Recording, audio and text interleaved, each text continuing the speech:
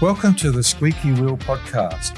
We talk about policy, industry and more across cycling, walking and all other forms of micromobility.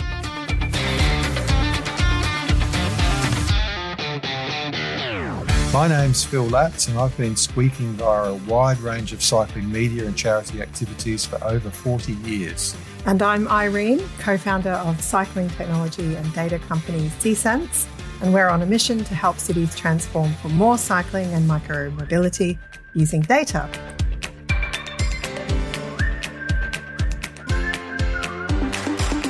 Today we're speaking with Professor Matt Burke. Although Matt has spent his entire professional career in academia, please don't reach for your no-dos. Matt's a great communicator, not dry and crusty at all, I promise. Matt is a leading transport researcher and renowned expert on urban planning who has spoken widely via local, state and national media, plus given keynotes at many conferences. Until recently, Matt was Deputy Director at Griffith University's Cities Research Institute. He has secured 5 national research grants and led major transport collaborations with Brisbane City Council and Queensland's Department of Transport and Main Roads that have led to real-world improvements. Matt, thanks so much for joining us today. We're really excited to speak with you. No problem. But one clarification, I have worked in the real world. I've actually worked at all 3 tiers of government. I worked in transport policy for the national government in Canberra. I worked as an urban planner in local government in Victoria. And I worked as at one point I was acting lead for the bike unit, as it was back then, a very small group. Now it's much larger in the Queensland government. Oh. So I've actually had a bit of different experience over the years. Okay, so that's us scrapped from writing the bios anymore. But they were only small bits, and I've certainly spent more than 20 years of my career in academia and the last 19 at Griffith. So they are distant memories. Oh, very good. Well, thank you for clarifying that, and we can maybe see that as we go through and talk to you. You really do have that wide range of experience, so at all different levels. So yeah, it doesn't surprise me that you've also extended beyond academia.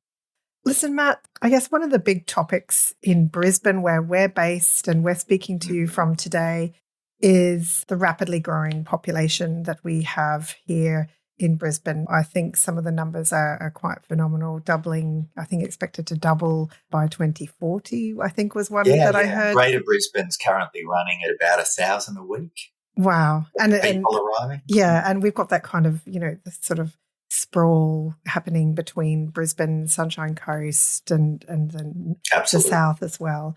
So we've also got added into the mix that Brisbane will be hosting the Olympics in 2032, which will bring its own unique set of challenges. So I guess just at a high level, how do you think that we should be responding from a transport perspective to support this massive change? Oh, well, Australia is laggard on so many levels. I mean, for your international listeners, you might have this idea that Australia is a paradise for walking and cycling and active, fit Australians. That's all crap. We have adopted American disease of building road-based, car-based suburbia, where we've created a landscape of outer suburbs where there's a car for almost every person between the age of 18 and 80, where the vast majority of all trips are done by car, and where we have some of the lowest cycling rates in the world. We walk in Australia a little bit more than the average US city, but we cycle as little or even less now that some of the North American cities like Washington, D.C. and others are starting to see quite strong upticks in cycling rates. And Australian cities are yet to really experience that outside of a very small inner city core. And we're behind. So as we look into it today in this talk, let's talk about some of those settings where we are world's worst in terms of how we've set ourselves. And Brisbane is just an example of that. So where we have invested in cycling paths, where we have encouraged the new micromobility e-scooters, shared and private. So whether it's the public schemes or private in the inner city, we're doing well. We've got some great infrastructure in certain parts, but we have really high posted street speeds. So the speed in your local street where you live in your suburb is really high in Australia, world's worst. We can talk about that. And where we're really starting to show real signs of decline is in children walking and cycling to school in the outer suburbs. And with this increased rate of private schooling that is now sweeping Australia, increasingly we have a really bad situation in terms of that. And that's going to have implications not just for health and all the rest of it, but Phil, you think about your sports cycling community. You know, the feedstock for future gold medalists at Brisbane Olympics has always been kids out riding their bikes in the suburbs and learning to love cycling, eventually joining a club and eventually getting going. Absolutely. And we're just going to see less and less of that. And I mean, I guess as a backdrop to that, you know, ultimately building roads is also getting more expensive too, right? So building more and more roads can't be the solution. And that's why Active Travel will have to take a bigger role in handling all of this demand going forward. Yeah. Did you have some stats on how expensive roads are getting? Oh, yeah. So in the last, from COVID onwards, things have gone insane in terms of the construction cost of transport infrastructure more generally. So let's think of roads, tunnels, bridges, and all the rest of it. Construction cost in Australia, well, in Queensland, I'm hearing figures from the department of around 70% increases in about a 5-year period. Wow. Which has just made the future transport infrastructure spend that we were proposing, we are starting to see already from the Commonwealth government, the state government, a cutting back of that pipeline. So just recently, on the Gold Coast, it looks like now there will be a short-term bus-based or maybe trackless tram-based solution for the final leg of the light rail to the airport. We're not going to I don't think we're going to get to Maroochydore, which was a rail line proposed to get to the Sunshine Coast, where the marathon and a lot of the free and fun events for the Greater Brisbane Olympics were going to be held. I don't think we'll be able to get there by train because it's just not going to get there in time with the kind of expense that is required. And maintenance costs. So just maintaining our existing road infrastructure has leapt significantly, up 40, 50% at least. And so just the costs for the agencies, including your local government who own most of the little local roads, has gone up. So we're going to have to spend our money judiciously. We even further can't build our way of congestion by building roads and building dumb highways that only Australians don't share their car trips anymore. Yeah. We're down to 1.1 people per car. We used to be up at 1.6, just 60 years ago. So our building roads, those highways, serve less people than they ever did. So we can't just build our way out of the problem that we might have done in the past. We're a big country. There's lots of space. The natural sort of idea is, well, we'll just build some more roads. It's actually just not going to be possible, not only from a space perspective, but also from cost. Absolutely. And that's why these things that you're talking about, like reducing speed and thinking about how people travel, how children travel to school, could be some real good quick wins that we could make in sort of accelerating this change, is what you're saying there. Yeah, absolutely. Yeah. Absolutely. So we've got to think space efficiency at the school gate. I have my local school has changed it got privatised, turned into it was a public school, sold off by the Queensland LNP government a decade ago and handed over to an evangelical Christian group who've created a private school. It now has, because of the sheer number of cars an extensive and elaborate drive-through and drop-off operation that snakes its way through the school grounds. There's kind of this recreation of the D-Day landings as all these huge vehicles come down and descend on the school gate. And it's all tightly traffic managed with staff, Yeah. and all to allow a safe drop-off. So, but for the other kids, they are cleaned out of even parts of the school grounds because of the danger of these cars. Because the parents are coming from so far away, and we've actually done research on this, the average trip distances to a private school are 8 kilometres. Wow. That's the average. So many parents are doing much longer to drop their kid at school.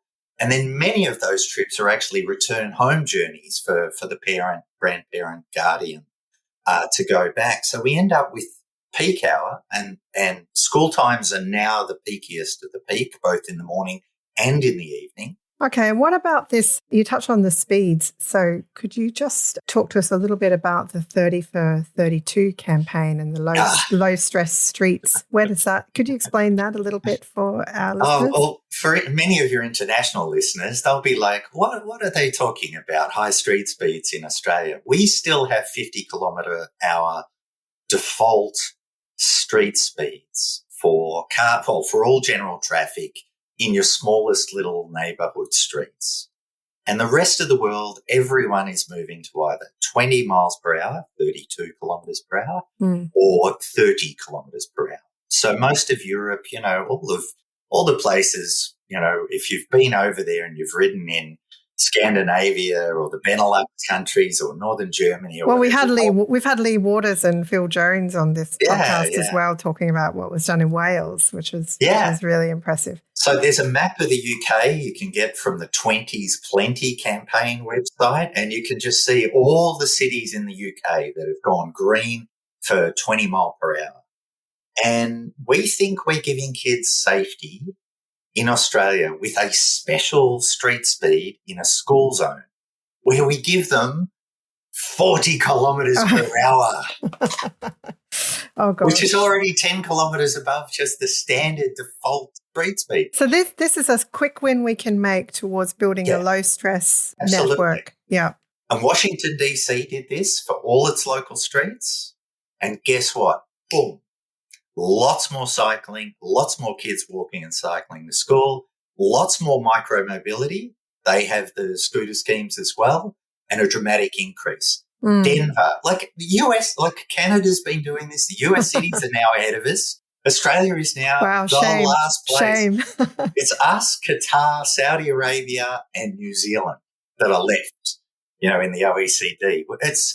It's shameful. It's a no-brainer. We should really be making a move on that for sure. Yeah, and international visitors in 2032 are just going to laugh at us if we still have crazy street speeds and a central business district entirely clogged with on-street parking like Brisbane has.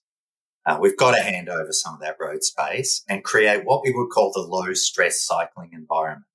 So low risk, low stress. So there's less overtaking. There's less friction with cars when you're at 30k per hour. Everyone just gets along. You can negotiate with eyes. It's so much safer. And what we see when we do that is we get more vulnerable groups on bikes. We see children, we see women, we see seniors out on bikes. And that's really missing in Australia. They are overrepresented as cyclists in many Japanese cities, in many European cities. Seniors actually are disproportionately cycling, like there's more of them out there than you might expect. Here, we have recent statistics suggest that only about 1 in 4 cyclists, between 1 in 4 and 1 in 3 is a woman, which is the lowest ratio in the world, equal with the USA. And that just says something that vulnerable people don't want to be out there. Yeah. Well, I have heard the term that women are the sort of indicator species, aren't they? It's the health of the overall network. You will see more women out there feeling more stress. And a really interesting point about the eye contact as well as cars slow down, making that possible. Yeah. Just moving on, you mentioned parking and road space a minute ago. What's autobesity? How is that manifesting itself in Australia? Well, this is a phenomenon across much of the world whereby road authorities and safety authorities are continuing to regulate and stamp a particular type of car, especially the latest and largest is the US-style pickup truck, as a safe vehicle. And it is brought in by an Australian safety standards and import rules, which are under the Act and in that legislation explicitly designed to give Australians safe vehicles. So we have certified the Ram Dodge and similar vehicles, the Silverados and the latest iteration. Some of these vehicles are now just enormous. The average Australian car has been growing in width 1 centimetre per year for quite some time, and in length even more. And the result of that is we are now finally taking the step to redraw the design of a standard car park for use by civil engineers across Australia in public and private spaces. We haven't increased the widths, so it's still going to be almost impossible to open your door next to one of these things, but the length is being increased, which is actually going to see a reduction in car parking at your local mall, your local church, your local school, and for Queenslanders at the beach, but also on road. Is going to mean that in some places we're going to go from 4 parks in that little block to only 3. We're going to go, there will be less provision because cars have got bigger. So we're sharing the cars less. There's less people arriving and parking in that car than ever before. And then the next thing that really scares me is that we never thought we could get below 1 person per car. There'd always be a driver. But now, as we're seeing in California and Phoenix and elsewhere, we can now have fleets of empty cars driving around the streets as well, waiting for picking up passengers. Now, maybe that will encourage some people to give up car ownership. But the autonomous car, that when I look at Volvo and others who've been getting into autonomous car production, all those manufacturers have sales charts of the number of vehicles they're going to sell that keeps climbing exponentially. So they're not projecting and telling their shareholders that they're going to sell less cars because, Australians, North Americans, Europeans, Asians are all going to start giving up car ownership. They're going to want to sell us autonomous cars. So, they're kind of speaking out at both sides of the mouth. Just very quickly before we move on, if you had 1 or 2 points, particularly about the Dodge Rams, to combat this, to lessen this in Australia, just 1 or 2 quick dot points, what would they be, your top tips? So there's a couple of real design problems with them. And the first is an obvious sightlines problem. It's to see a 10-year-old kid, it's 13 metres in front of the car before that child can be visually seen by the driver. And I think, to be honest, we're one lawsuit away where it'll be a church or a Westfield shopping centre or somewhere where a kid will be killed or a vulnerable person will be killed or seriously injured and a multi-million-dollar claim. And they'll go after the landholder and say, why have you allowed these vehicles right at the front of the pedestrian gates or the entry to your shop, the entry to this? They're an unsafe vehicle. And it will just take many of those professors in the road safety industry to be called as witnesses and for them to say, is this a safe vehicle? Which the first word that will come out of their mouths is not really. Why? Well, these sight lines, these problems of visibility, the sheer mass, the sheer force that these vehicles do, and the fact that the wheels will take someone under quite easily. So it's such a shame that we have to perhaps wait for a tragedy like that to have some improvement. It's often how Australian law has worked. We're a very litigious society, Phil, very litigious. I'd like to move on to another controversial topic. There's a lot of heated discussion in the mainstream media at the moment about beach cruiser style bicycles, throttle-controlled e-bikes, Yes. and to a certain extent e-scooters, especially, say, on the beachfront strips, be it the Gold Coast, be it in Melbourne, Sydney, etc. Could there be collateral damage to compliant pedelec e-bikes if this situation continues to escalate? And what do you think should be happening in this situation? Look, in Queensland, where I am, it is obvious that an entire sales industry of bicycle sales, and it's often the smaller scooter shops and independents, have decided to sell throttle e-bikes, which are not legal on road in Queensland, nowhere in Australia, and to sell them liberally. They were quite a hit for Christmas presents this year, despite the Queensland Police Service and others saying, please don't do it. They are in large numbers on the Sunshine Coast and the Gold Coast. I house sat in the outer suburbs of Brisbane, up in Moreton Bay, just recently for a week, and I can tell you every kid in the neighbourhood was out on devices, a lot of kids on pedelecs, standard bikes, push scooters, awesome, fantastic. But a large number of kids underage on private e-scooters, the stand-up type, and quite a number of these throttle e-bikes that just shouldn't be on the road, shouldn't be on our bike paths, and I don't think are needed in the Australian market. I'm a pedelec rider myself. I know how awesome they are. We don't really need that class of vehicle that America has adopted in such numbers, and that are a large part of the growing road trauma from the fleet of micro-mobility vehicles in the US. It's a problem of enforcement.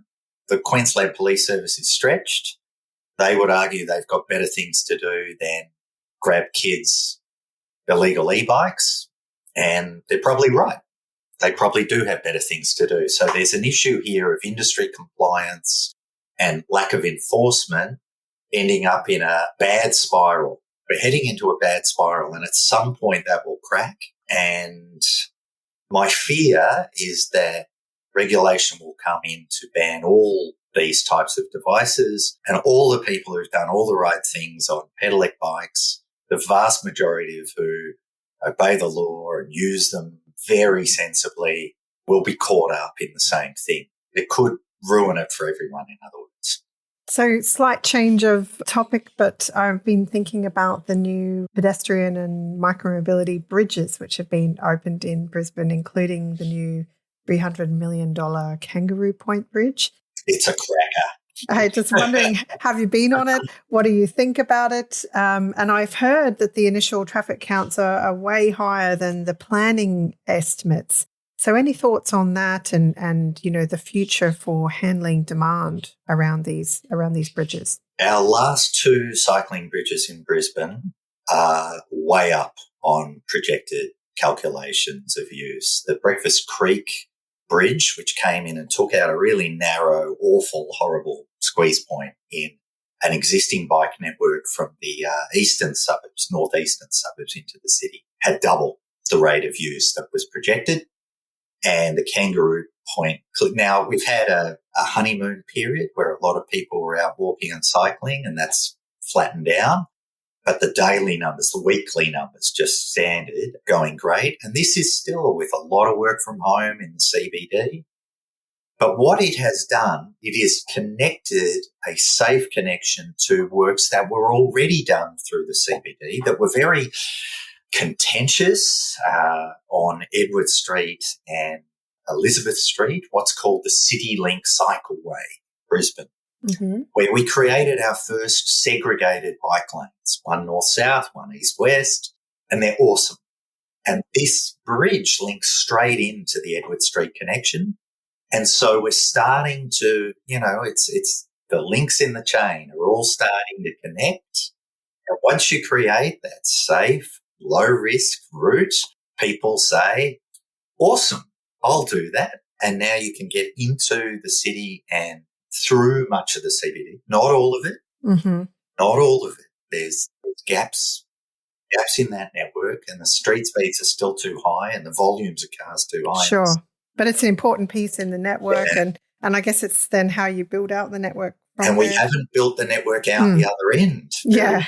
So there's connections that are needed, which could be legacy from the games. I think cricket will be part of the 2032 games, and all the talk of stadiums, we're going to need the Gabba, and the Gabba is going to be where a T20 final happens.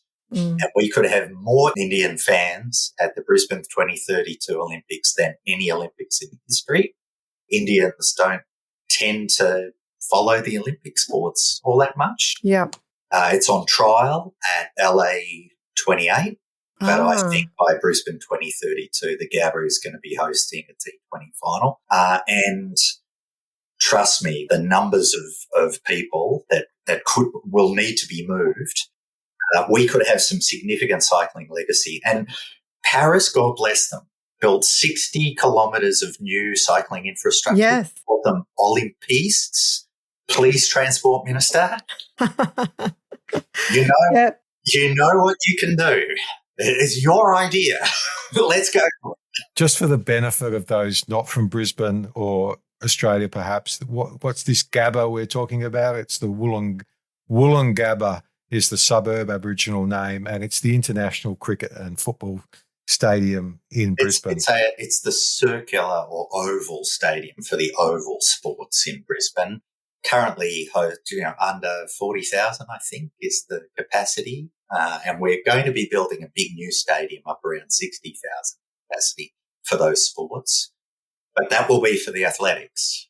We're going to need the Gabba for cricket. We're sort of saying is that, active travel is going to be key for the Olympic Games because the sheer numbers of people that are coming to a venue such as that, which is relatively in a city, congested or anyway, won't be able to cope with those numbers unless we start getting in some active travel options. That's what you're saying. Oh, we've got some major issues. Getting those people in and out of the venues. And what you're saying is there's an opportunity to connect up the cycle network onto that other great infrastructure such as the bridge. Yeah.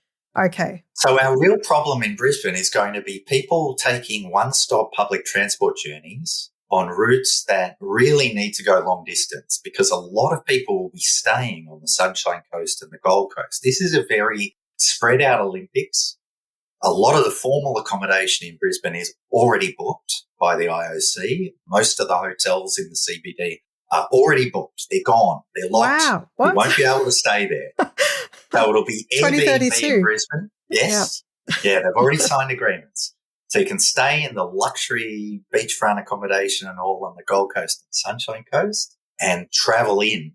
But if we have people doing one-stop journeys on the Gold Coast rail line, rather than walking or scootering or cycling or otherwise getting between those short distances, we're going to block people who need to go to events on the Gold Coast. This is the most spread out Olympics ever for events. Okay. Events are way up in the Sunshine Coast, and popular events. So we want to kind of take the pressure off that system by getting people who live in Brisbane who could be travelling by bike or walking to come off the public transport during that period, free it up for people doing those longer journeys. Okay. Now, is there one bike parking rack at the Gabba currently? No, there isn't. There's one over the road at one location and one little dinky rack hidden in a little spot. We are talking a city that is way behind on this. We do better at the rectangular stadium where a lot of scooters now are used as trips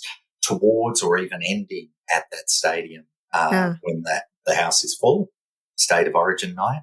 We have smaller stadiums like the River Stage where over 5% of people are arriving by e-scooter now, public e-scooter.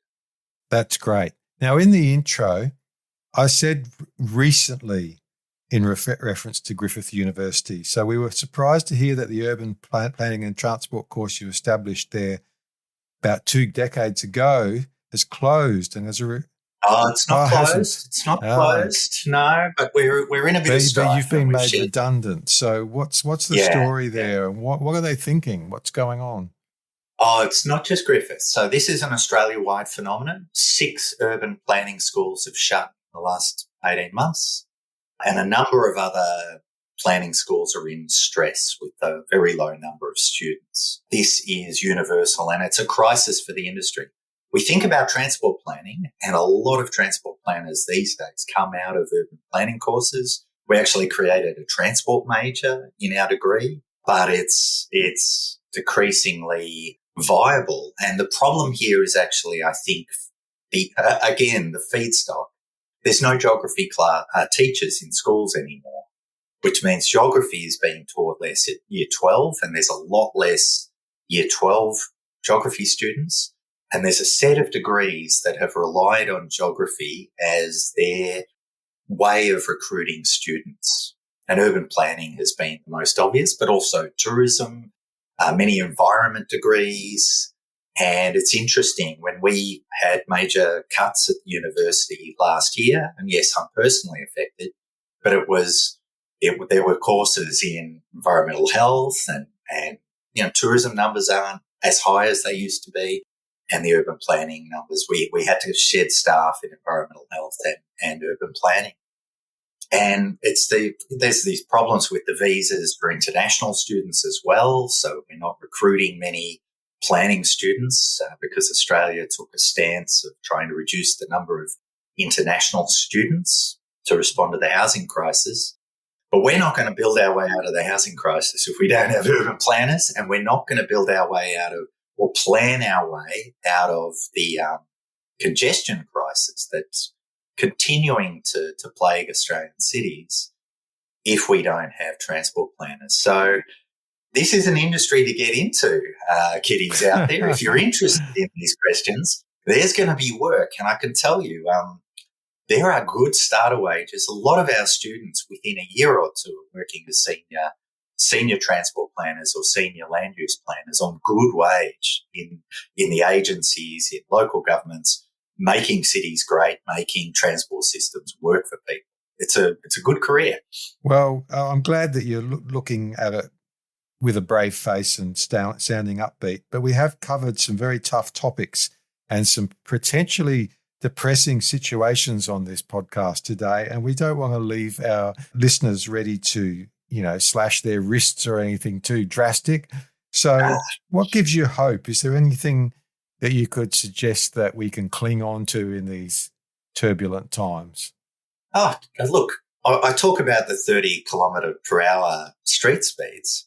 I know we are the winning side. I know we are the winning team. All I'm doing is inviting transport ministers, regulators, bureaucrats, come and join the winning team. It's just a matter of time. And we know we're right. We know we're right. And we know it's going to come. Everywhere we have built bike infrastructure, boom, people start to ride bikes. And that includes that suburb up in the northern suburbs I went to. They did the modern fuse grid. They built good bike paths through the suburb of Griffith. And there were kids galore out exploring, navigating, and most importantly, without adult accompaniment. Younger kids in groups going out together, navigating, and they're learning, how to socialize together without a referee negotiating, between the kids when there's dispute. They learn how to dispute resolution without parents. They learn how to navigate the low-level risks of their built environment. They're learning how to navigate. They're learning about the natural environment because they're along the creeks and everything else and looking at everything. And it's that healthy childhood that all the child psychologists and educators say that is what we want. And so when we're building that into our new suburbia, we see what is possible. And yet, when we look at I don't know what people do with their garages. There's so many 4-car households in that suburb. And they're all parked in the front of the place, and it is just a mass of these massive vehicles.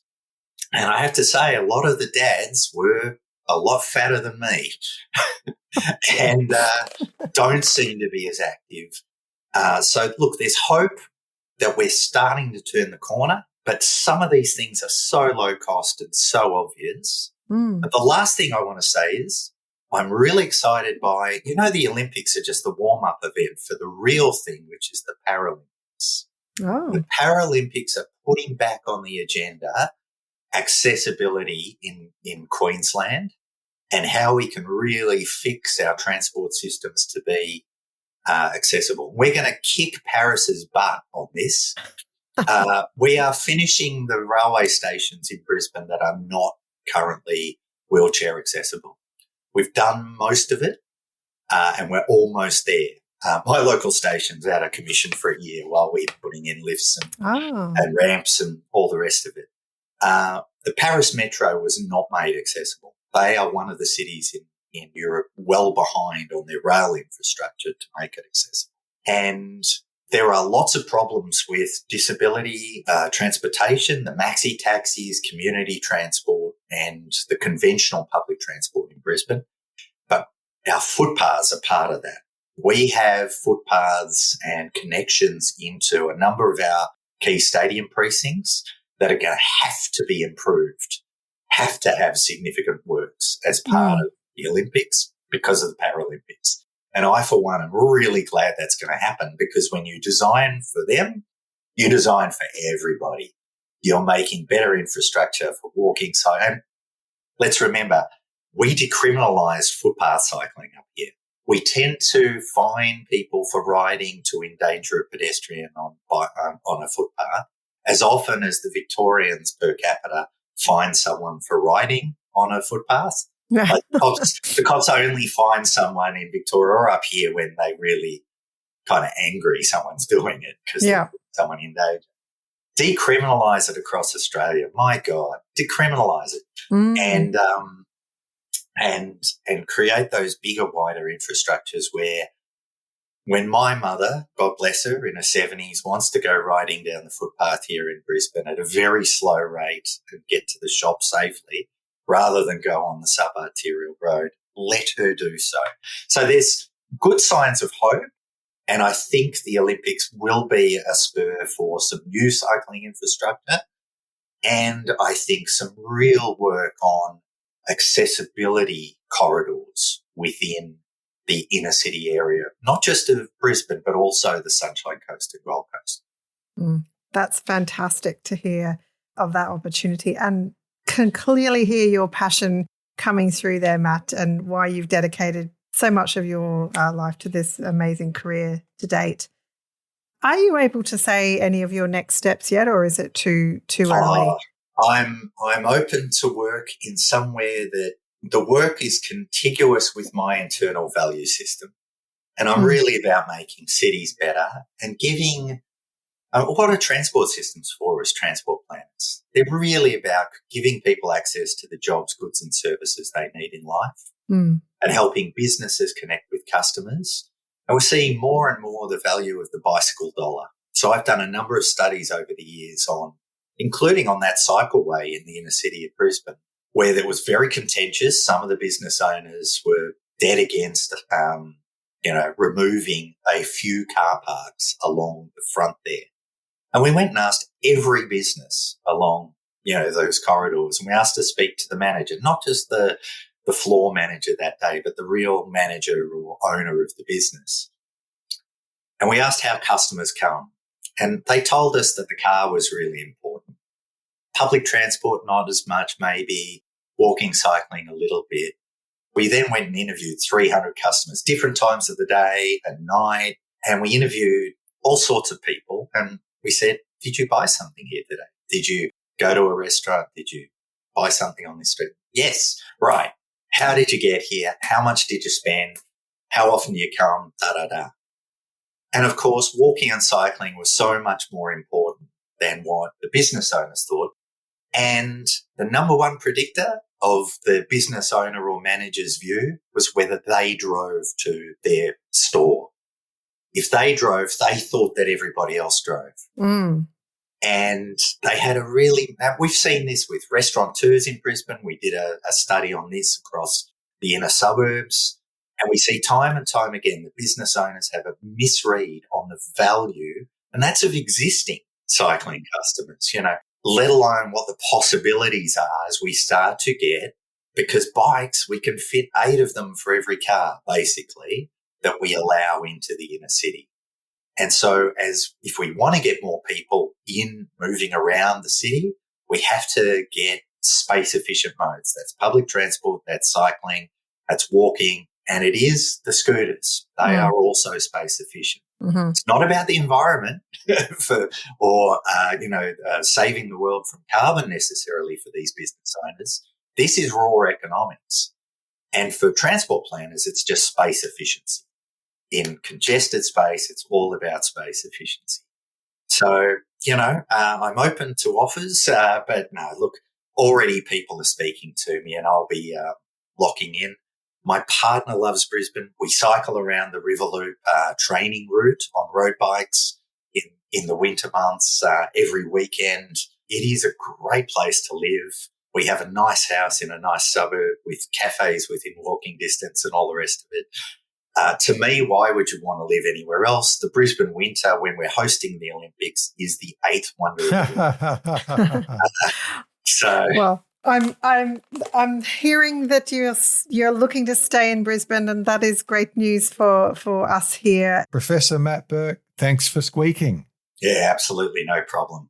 And thanks for the caliber of guests you keep getting on.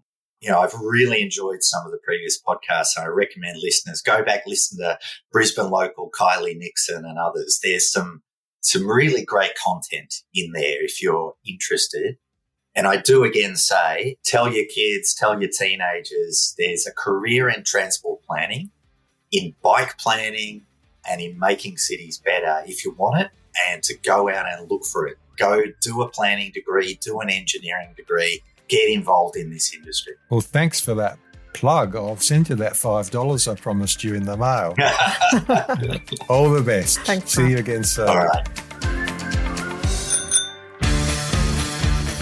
Well, Irene, I promised that Matt wouldn't be dry or crusty, and he lived up to that promise, did he not? Yeah, absolutely. I think I'm kind of gobsmacked still that somebody of Matt's caliber could possibly be made redundant. I think in this world where even, the challenges that we have, and even just here in Brisbane, but the world generally with congestion and tackling all of those space efficiency issues and the importance of transport planners, I still can't comprehend how that faculty is having some difficulties. And he said it's not just his faculty, but there's a broader issue at play. So I really think that some of Matt's insight and caliber will no doubt be snapped up elsewhere very, very quickly. So yeah, fantastic to have him on. Brilliant guest, some amazing insights. So some of them are quick wins, speed, but some of them are more complicated. This private school issue that he mentioned at the front end, one issue, but there's implications that flow from that are more systemic and perhaps harder to tackle. But then, we've got this sort of legacy opportunity with the Olympics and the Paralympics, as he's pointed out. So there's some really good opportunity to come. Yes, he certainly covered a lot of ground, a lot of things. We could have had a 3-hour episode and he still would have been saying really interesting stuff. But I guess the main heartening takeaway is we're not going to lose him to the community one way or another. He's up for doing more. Yeah. And he didn't push his trumpet there, but I know he's been directly involved in some campaigns and some actions that have really resulted in major changes for the good on the ground. So keep it up, Matt. Well, we'll roll straight on. It's been a fairly long episode, so we always finish with our favourite section, which is called What's Up, where we share what we've just done or what we might be doing. So, Irene, what's up? Okay, so me, I'm just back from Perth. I think I mentioned that on the last episode. And I got to check out the Boorloo Bridge. I unfortunately didn't have my bike with me, but I walked the bridge, which was really, really spectacular. Although I was there in daylight and daytime, and I think discovered one of the big sort of features of the bridge is actually the lighting display. So I must go back and see it in the nighttime, because there are these kind of lighting built into the bridge, which puts on this spectacular evening display. Yeah, I think it was really good to see there were people using the bridge. It's not just it's not just there for the sake of it. There are lots of people out there just in the middle of the day during a week. I saw that, and I'm sure it's going to be busier, during the commuting period. But yeah, I mean, I was there as part of an ITS conference, so I actually also got to do some geeky things like go out and see their bus station and get a tour around their smart bus station and also their smart motorway and see how that all works. We better just say what ITS stands for, Irene, for people not familiar. Intelligent Transport Systems. So really looking at technology and data and making those systems run well. I was there to talk about how cycling can also be included in that and not left out of the picture when cities are planning for cars and passenger transport. How was your presentation received? It was very well received, thank you. Yes, I'm pleased to say I've got some follow-up meetings in Perth, so looking at hopefully doing some work in the city there as a result. So we'll see how that goes. Oh, that's very good. Anything else for your What's Up, Irene? For us at the moment, we're really heads down.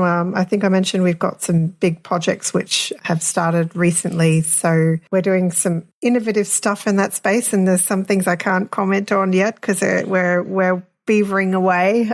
But we have found some really interesting stuff in the data that I hope to talk about on some future episodes. Now that we've started to apply machine learning and AI data to our data sets, we're starting to see some really interesting insights that we haven't been able to unlock before. So it's super exciting, but we're head down at the moment working through all of that.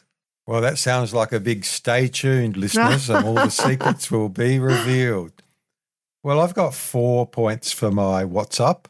Number one, this podcast, assuming it comes out on time, will be just a few days before I head to Taipei Cycle, which is arguably the second biggest, most important international bike show in the world. China Cycle might argue about that, but Taipei Cycle has a much bigger international attendance than China Cycle, Eurobike being the number one, which I also always go to every year.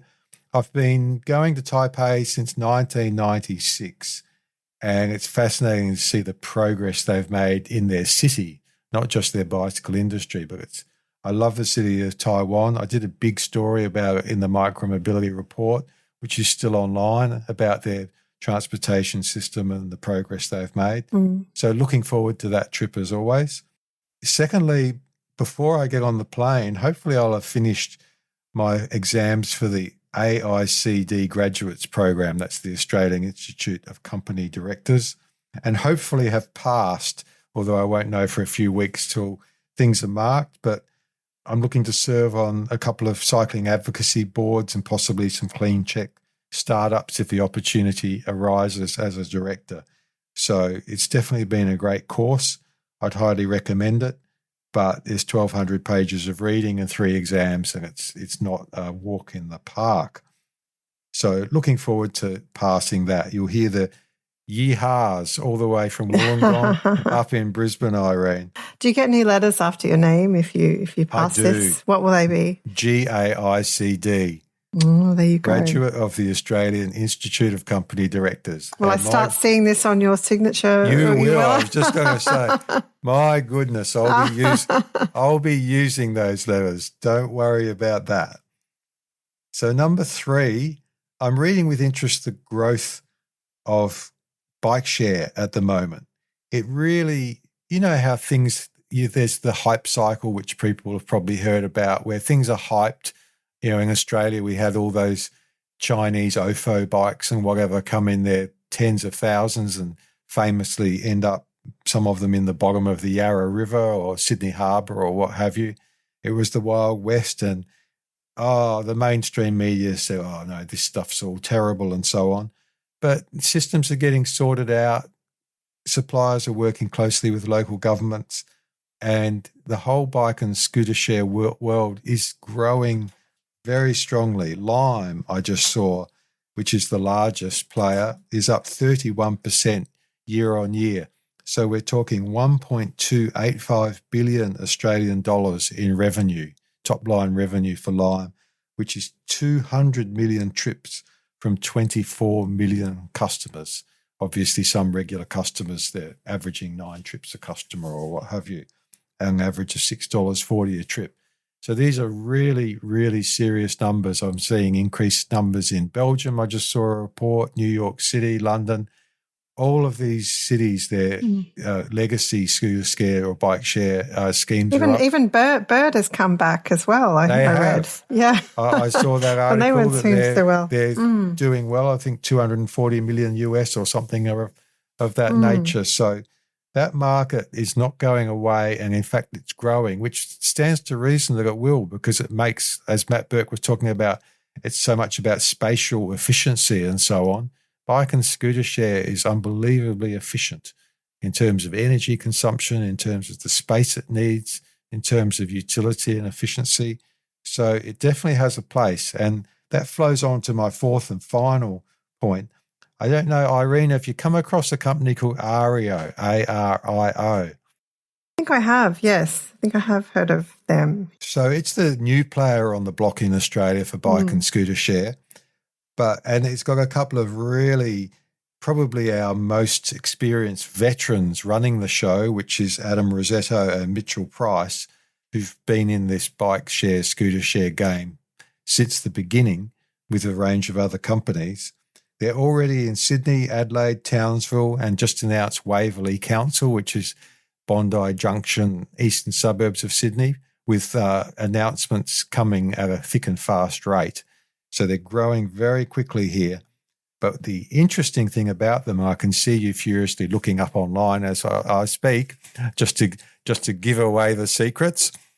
But they've got three-wheeled electric scooters which have a very sensible design, can self-right themselves if they're pushed over.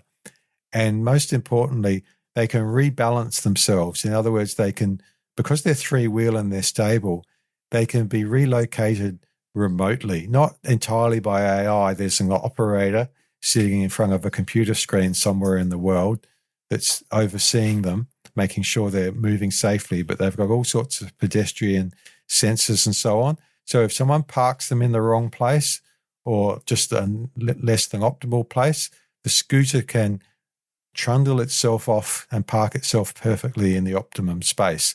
Now, that the economies of scale and efficiency with that compared to a guy driving around in a van and having to heft these things into the back of the van and move them somewhere is so much higher, so much more efficient, that I think it really will help with the commercial viability of this company. So watch this space. Ario's the name. You've heard it first here. Look out for them in a city near you. I don't think it's an Australian-owned company, is it? Yeah, I believe so. Yeah. Okay. So we might, who knows, they might be guests at some stage. Yeah, possibly. Well, it's been a great episode. Lovely to talk with you as always. And thanks for everyone for listening. And don't forget to squeak. And thanks, everyone. And if you have enjoyed listening to the Squeaky Wheel podcast, we'd really appreciate if you could give us a share or a comment. It will really help our new podcast reach a wider audience. Thank you so much. Indeed. See you next time.